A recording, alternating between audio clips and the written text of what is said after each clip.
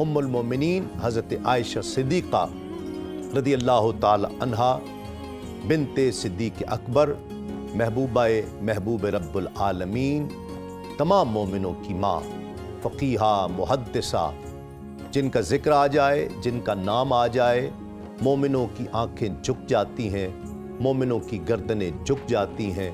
مومنوں کی نگاہیں جھک جاتی ہیں۔ وہ عفت مآب ام المومنین حضرت عائشہ صدیقہ رضی اللہ تعالی عنہا کا ذکر آج ہم کرنے کی سعادت حاصل کریں گے۔ مفتی صاحب، سب سے پہلے تو جو آپ کی ولادت ہے اس حوالے سے کیا روایات ہیں، پھر آپ کا جو آپ کے القابات ہیں، آپ کی کنیتیں ہیں، اس حوالے سے۔ بسم اللہ الرحمن الرحیم۔ کروڑوں درود و سلام ہوں حضرت محمد صلی اللہ علیہ وآلہ وسلم پر اور آپ کی آل پر۔ کائنات عالم کا ہر وہ انسان اور ہر وہ چیز جسے رسول اللہ صلی اللہ علیہ وسلم سے نسبت حاصل ہو گئی، وہ دنیا اور آخرت کے اندر عظیم الشان بن گئی۔ بے شک کائنات کے اندر جتنی بھی عزتیں جس کو بھی ملی ہیں وہ حضور علیہ السلام کی وجہ سے ملی ہیں۔ واہ واہ۔ وہ حضور علیہ السلام کے خونی رشتے ہوں یا حضور علیہ السلام کے سسرالی رشتے ہوں، یہ تمام بڑے نصیب والے ہیں اور ان کے نصیب پر نصیب بھی ناز کرتا ہے۔ واہ سبحان ان میں سے یہ ہستی ہیں حضرت ام المومنین عائشہ صدیقہ طیبہ طاہرہ، کہ جن کو رسول اللہ صلی اللہ علیہ وسلم اتنی محبت کی نگاہ سے دیکھا کرتے تھے کہ آپ اپنی شہزادی مخدومہ کائنات حضرت فاطمہ الزہرا سے فرمایا کرتے، اے میری بیٹی، کیا اس سے محبت نہیں کرو گی جس سے میں محبت کرتا ہوں؟ واہ واہ سبحان تو اللہ۔ سیدہ کائنات مخدومہ کائنات عرض کرتی ہیں، بابا حضور کیوں نہیں، جس سے آپ محبت کریں گے آپ کی بیٹی بھی اس سے محبت کرے کیا گی۔ بات، سبحان تو اللہ۔ آپ ارشاد فرماتے ہیں، اے میری بیٹی، میں عائشہ سے محبت کرتا ہوں۔ واہ تو سبحان یہ اللہ۔ حضرت عائشہ صدیقہ ہیں جو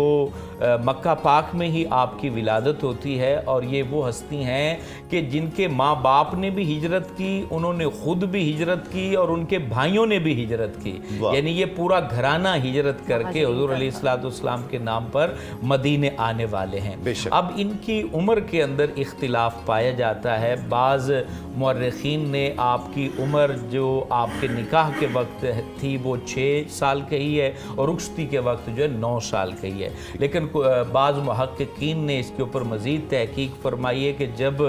آپ کا جو ہے وہ نکاح ہوا ہے تو اس وقت جو ہے آپ کی عمر جو تھی وہ 17 سال تھی، کیونکہ آپ اپنی بہن حضرت اسماء سے 10 سال چھوٹی ہیں، اور حضرت اسماء کی عمر جو تھی جب آپ نے ہجرت فرمائی ہے تو 27 سال تھی، اور پھر نکاح کے وقت ان محققین کے نزدیک آپ کی جو عمر ہے وہ 19 سال، رخصتی کے وقت 19 سال ہے، اور دیگر محققین کے نزدیک جو ہے آپ کی عمر جو ہے وہ 9 سال بتائی جاتی ہے۔ اس میں یہ بات وہ بتاتے ہیں کیونکہ 19 کے الفاظ ہوتے ہیں، 19 کو عربی میں کہتے ہیں، تو وہ کہتے ہیں ہو سکتا ہے کہ عشر کے جو الفاظ ہیں وہ رہ گئے ہوں، لکھنے میں تحریر میں نہ آئے ہوں، یہ چیزیں ممکنات میں سے ہوتی ہیں۔ تو ان کے نزدیک جب ان کی رخصتی ہوتی ہے تو آپ کی عمر جو ہے وہ 19 سال تھی، اور باقیوں کے نزدیک جو ہے وہ 9 سال تھی۔ پھر حضور علیہ السلام کی بارگاہ سے جیسے آپ نے سوال فرمایا ان کے القابات اور کنیت کیا تھی، تو ان کی کنیت جو ہے ابو عبداللہ تھی۔ حضرت عبداللہ بن زبیر جو حضرت بی بی اسماء آپ کے یعنی کہ وہ بھانجے تھے، ان کی نسبت سے، کیونکہ وہ زیادہ وقت ان کے پاس گزارا کرتے تھے تو ان کی نسبت سے ان کو ام عبداللہ کہا جاتا تھا۔ اور پھر آپ کے القابات بڑے خوبصورت ہیں۔ حضور جان رحمت صلی اللہ علیہ وسلم اپنی زبان اقدس سے ان کو حمیرہ فرمایا کرتے تھے، حمیرہ کہا کرتے تھے محبت میں۔ اور آپ نے پھر ایک دفعہ یہ بھی ارشاد فرمایا کہ اے مسلمانوں، اپنا 2/3 دین حمیرہ سے حاصل کر لو، یعنی کہ ان کو میں نے اتنا دین پڑھا دیا ہے کہ اس کا جو ہے نا وہ 2/3 حصہ تم نے اگر پوچھنا ہو تو وہ بی بی حمیرہ سے پوچھ لیا کرو۔ پھر آپ کا لقب صدیقہ بھی ہے کیونکہ آپ سچی تھیں، آپ کا لقب طاہرہ بھی ہے کیونکہ آپ پاکیزہ تھیں، جیسے حضرت علی فرماتے ہیں، حضرت عثمان غنی فرماتے ہیں، حضرت عمر فرماتے ہیں، حضور آپ کے بدن پر تو اللہ مکھی بیٹھنا برداشت نہیں کرتا، تو ناپاک عورت آپ کے نکاح میں کیسے آ سکتی ہے؟ سبحان اللہ، بہت خوب، سبحان اللہ۔ امان نصرو صاحب، جناب سیدہ کی زندگی بچپن سے ہی اسوائے حسنہ کا پیکر تھی، ان کے بچپن پر روشنی ڈالے تو بھی، اور ان کا حلیہ مبارک، ان کا رہن سہن، ذرا اس پر توجہ فرمائیں۔ پہلی بات تو یہ ہے کہ اگر ہم ان کے ماحول کی بات کریں، جو بچپن ان کا جس ماحول میں گزرا، حضرت ابوبکر صدیق رضی اللہ تعالیٰ عنہ نے اپنے گھر میں ہی مسجد بنائی ہوئی تھی، اور وہیں پر آپ حضرت ابوبکر صدیق تلاوت بھی فرماتے تھے، اور رسول اللہ صلی اللہ علیہ وسلم کا تشریف لانا اور آپ کے ساتھ جو سارے معاملات ہوتے تھے باہر کے، اور وہ سب کچھ سیدہ صدیقہ رضی اللہ تعالی عنہا وہ سب کچھ اس کا مشاہدہ کرتی ہیں اور دیکھتی ہیں، اور مختلف واقعات بیان بھی آپ فرماتی ہیں، وہ مکی زندگی کے ہوں یا وہ مدنی زندگی کے ہوں۔ مثال کے طور پر یہ واقعہ بھی آپ ہی نے بیان کیا کہ ہجرت جب آپ کو حکم ہوا رسول اللہ صلی اللہ علیہ وسلم کو کہ آپ نے ہجرت فرمانی ہے، تو اس دن